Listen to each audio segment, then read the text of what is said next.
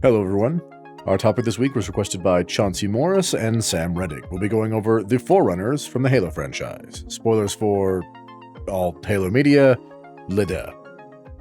Okay, so the Forerunners are the hyper-advanced alien civilization that died out way before the events of the Halo games, but left a bunch of their stuff lying around to help or cause shenanigans on a case-by-case basis. Most sci-fi has some form of race like them. The Forerunners are Halo's version. The Forerunners are the second oldest civilization from the Halo franchise we know about, and arguably the most influential. The only older species we know of are a race of creatures known to us as the Precursors. The Forerunners were a level of advanced that makes all modern races in the Halo franchise look backward by comparison. A close modern analog would be to compare the Forerunners to a first world country of today and everyone else to people from the 1700s. Looking at cannons, muskets, and steam engines as the most advanced sciences of the time, while we've got guns that can fire thousands of rounds a minute, ships that can travel several times faster than a steam engine, nearly instantaneous telecommunication, etc. The gap between Halo's sci-fi era humans and the Covenant compared to the Forerunners is similarly large, so when we say that the advancement gap between the Forerunners and the Precursors was also of a similar magnitude, we hope that impresses upon you the correct idea. The Precursors were a hyper-advanced race of aliens who really hit the idea of sufficiently advanced technology being indistinguishable from magic on the head. Among their many advancements, the Precursors outright created most of the life in the Milky Way galaxy, including the Forerunners and most if not all of the other races seen in Halo media. The Precursors believed in an idea they called the Mantle of Responsibility. In simplest terms, the Mantle of Responsibility is a concept declaring that the most advanced life in a given area is responsible for the nurturing, preservation, and protection of all other life in that area. Indeed, that was why the Precursors seeded life into the Milky Way galaxy in the first place. Essentially, they planted a garden and set about tending it, fostering the growth and advancement of all life the galaxy over. As millennia passed, the Precursors decided it was time to pass the mantle of responsibility on to one of their child species, and the choice eventually came down to either the Forerunners or ancient humanity, who at the time were similarly advanced to the Forerunners. At this point, the history gets a bit murky. Keep in mind that these events took place dozens of millennia before the height of the Forerunner Empire. Much of the hard information was lost by then, and the height of the Forerunner Empire was hundreds of thousands of years before the modern day of the Halo franchise. We know for sure that the Precursors decided to bestow the mantle of responsibility upon humanity. We also know for sure that in response, the Forerunners nearly wiped out the Precursors, but there are conflicting reports on the details of how and why.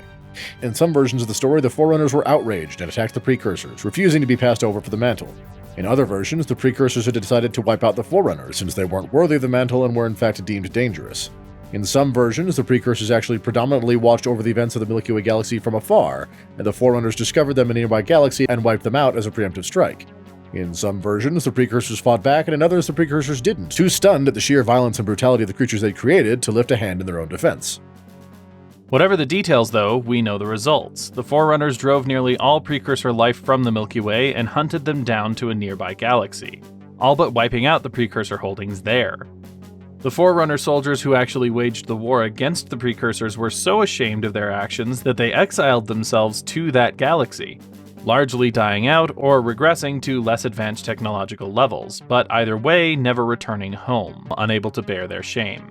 For the Forerunner Empire back in the Milky Way, accounts of this war with the Precursors suffered a combination of being lost to time and being actively suppressed by those in power, such that by the height of their empire, almost none of the Forerunners knew the true story, and instead built up myths and legends about the Precursors who'd seeded life in the galaxy and then traveled on, bestowing the mantle of responsibility upon the Forerunners before leaving. The Forerunners took the mantle very seriously, believing conceptually that they were the stewards of life in the Milky Way, as they were the most advanced and powerful species in the galaxy. But that reality exists in a state of living time, and that they were only the bearers of the mantle for this piece of it. That eventually they would be succeeded by another race, another empire. For this reason, unlike most ancient civilizations in fiction, they actually chose the name Forerunners themselves, rather than simply being the term we gave to a lost nameless race, as they considered themselves to be the first great stewards of this galaxy, a people to lay the foundation for societies to come. In fairness to the Forerunners, they really did try to uphold the ideals of the mantle. The problem was that, like any socio-religious dogma, the mantle left enough room for interpretation that not all Forerunners agreed on how to pursue its tenets, which led to arguments, long drawn-out discussion, bogging each other down in politics, and in earlier annals of their history, even civil war. As far as the rest of the galaxy was concerned, though, the real problem with the Forerunners' application of the mantle was in how they practiced its tenets. The mantle was used as an excuse to maintain their power and dominion over the Milky Way. At the height of their society, the Forerunner Empire stretched across most of the galaxy, encompassing over 3 million habitable planets, many of which they terraformed or straight-up created. They protected the races under their umbrella, but all non-Forerunners were in effect second-class citizens, not mistreated so much as looked down upon as lesser beings. For example, in the early years of their expansion, they wouldn't generally conquer other species, but if they wanted the resources from a less advanced race's home planet, the Forerunners just moved that entire species to a different planet, without giving the lesser species any say in the matter. Additionally, and importantly, as the millennia of their reign passed, they demilitarized both themselves and their subsidiary races, both to discourage conflict between their charges and to ensure that no one had the power to combat the Forerunners themselves, a fact which would ultimately contribute to their downfall. Forerunner society was separated into a distinct caste system. Which castes were higher or lower on the totem pole changed over time. Some of the castes even disappeared or were absorbed into others. But by the time the Forerunner society came to an end, their people were broken into 6 castes, in descending order of social power and influence. At the top of the food chain, you had the Builders, the Forerunners responsible for creating and designing the wondrous technology that lifted their people above any other in the galaxy.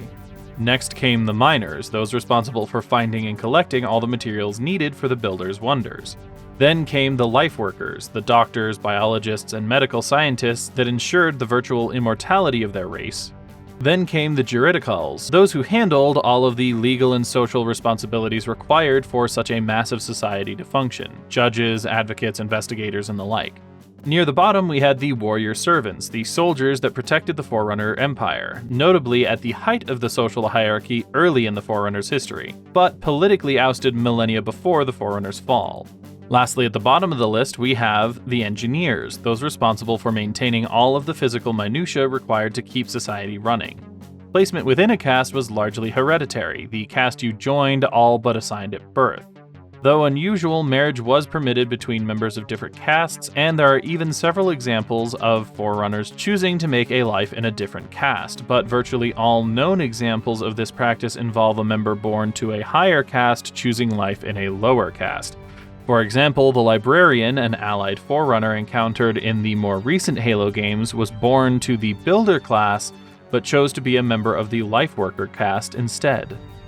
Though not on par with the Precursors, the Forerunners were incredibly gifted in the field of medicine and biological manipulation. In fact, artificial mutation was a common practice among the species. When a Forerunner reached maturity and joined their chosen caste, they went through a voluntary mutation process to morph their bodies into a form somehow more suited to their chosen profession. Hardened skin and increased muscle mass for warriors, heightened senses for scientists, differing numbers of digits on the hands and feet if necessary, etc., etc. Most Forerunners would go through a number of mutations over their lifetime as rank, necessity, or personal preference required, but these are only a handful of the scientific wonders available to the Forerunners. For example, the standard wear for Forerunners was an armored suit with built-in life support systems so potent that most serious injuries could be handled by the suit alone, and the idea of dying from old age virtually became a distant memory for the species. The suit made it so they didn't have to sleep, and for short periods the suit could even sustain its wear without food or drink when necessary. Each suit had an onboard AI rooted directly into the wearer's brain, allowing enhanced cogitation, secondary handling of numerous functions by the AI to clear the Forerunners' mind for more important tasks. They could even wirelessly connect to the domain through the suit, a repository of all of the Forerunners' knowledge and virtual afterlife built around old Precursor technology. The suits also allowed for the transfer of vast amounts of information to another suit wearer by touch nearly instantly. Relatedly, suit wearers could communicate telepathically when touching as well. The Forerunners had all kinds of ridiculously advanced technology like this. They harvested the energy output of stars, harvested ambient potential energy from the universe, giving them nearly limitless sources of power even without stars. To date, they had the most advanced warp drive capabilities of any species we're familiar with. They could create planets at accelerated rates, which still took thousands of years, but since they lived for millennia, that was fine and it was still quicker than normal. They created synthetic worlds and space station cities the size of planets. The list goes on.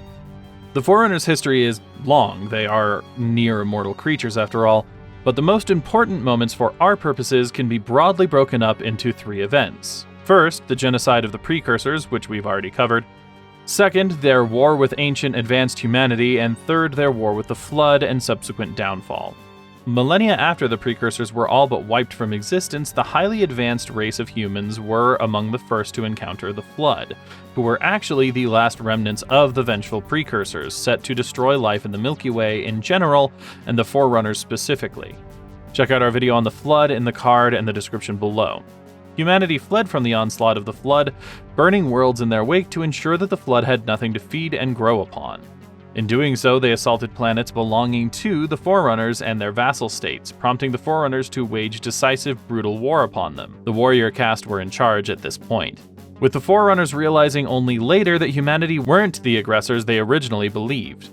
But in the aftermath of the conflict, the Flood fled the Milky Way, and humanity was punished by being relegated back to Earth and being stripped of their technology and advancement, forced to start over virtually from scratch. This war also sparked the period in which the Forerunners forcibly demilitarized their vassal races and scaled back their own military forces, certain that what forces they had were more than sufficient to protect those under the mantle, while simultaneously minimizing the likelihood that another race would so violently tear through their space as humanity had. Wisely, while this demilitarization took place, the Forerunners considered the question of the Flood and what to do if and when they returned.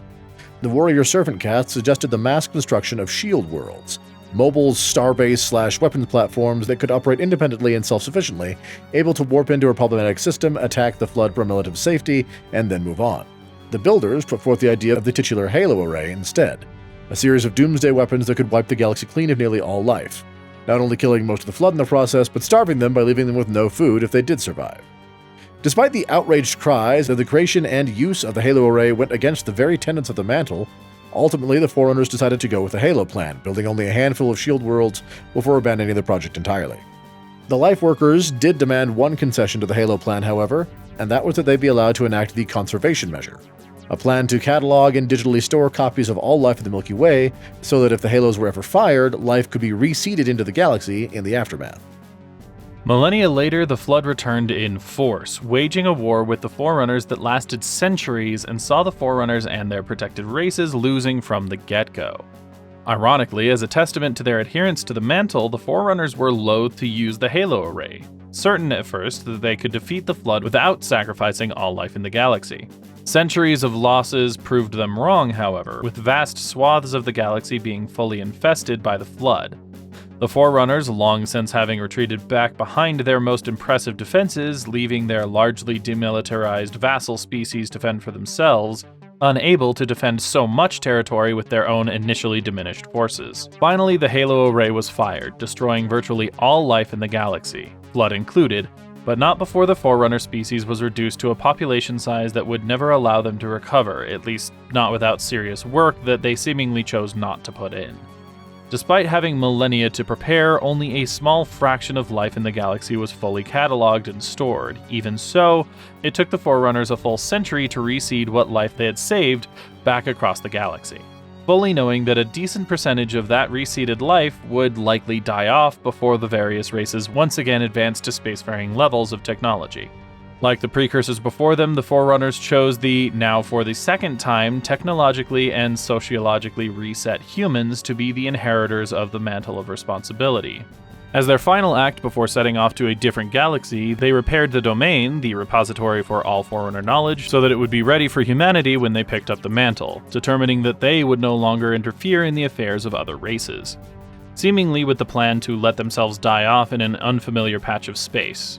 Remnants of Forerunner technology, knowledge, and even people have cropped up in the Milky Way in the centuries since then, but for the most part, it seems like the time of the Forerunners as a people is well and truly over. And that's basically the story of the Forerunners, ancient, hyper-advanced civilization of the Halo franchise. We hope you enjoyed this video. If you did, please leave us a like and share it with someone you know might like it.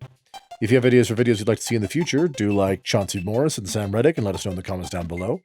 If you'd like to see more videos, hit that subscribe button, and if you'd like to see our Let's Plays, follow the link in the description and subscribe to our Let's Play channel.